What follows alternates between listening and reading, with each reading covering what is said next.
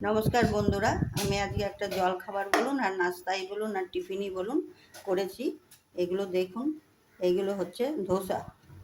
এইগুলো আমি সকালবেলা বানিয়েছি। এইগুলো বানানোর জন্য আমি কালকে রাত্রে 2 বাটি চাল আর 1 বাটি বিউলির ডাল আর ছোলার ডাল মিশিয়ে 1 বাটি রাতে ভিজিয়ে রেখেছিলাম। সেটাকে সকালবেলা কাঁচা লঙ্কা দিয়ে পেস্ট করেছি, সাথে একটু নুন দিয়েছি। নুন দিয়ে এইরকম পাতলা ব্যাটার করেছি, বেশি মোটা ব্যাটার করিনি, পাতলাই ব্যাটার করেছি।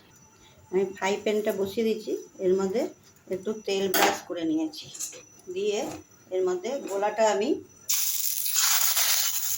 2 চামচ গোলা দিয়েছি, 2 চামচ ব্যাটার দিয়েছি এর সাথে।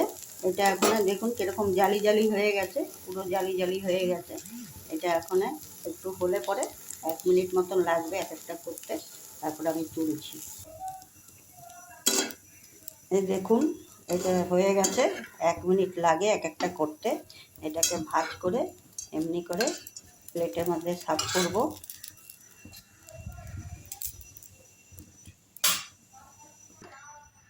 এই দেখুন এটা চাটনি বানিয়েছি।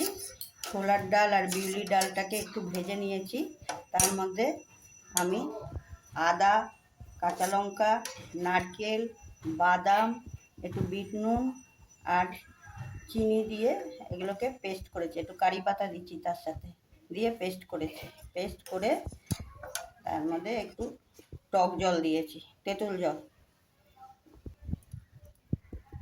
এটাকে শুকনো লঙ্কা আর সর্ষের তেলের মধ্যে একটু শুকনো লঙ্কা সর্ষে দিয়ে ফোড়ন দিয়ে ওর মধ্যে ঢেলে দিয়েছি চাটনিতে। দেখুন এটা হচ্ছে আমার টিফিন সকালের ধোসা আর হচ্ছে চাটনি।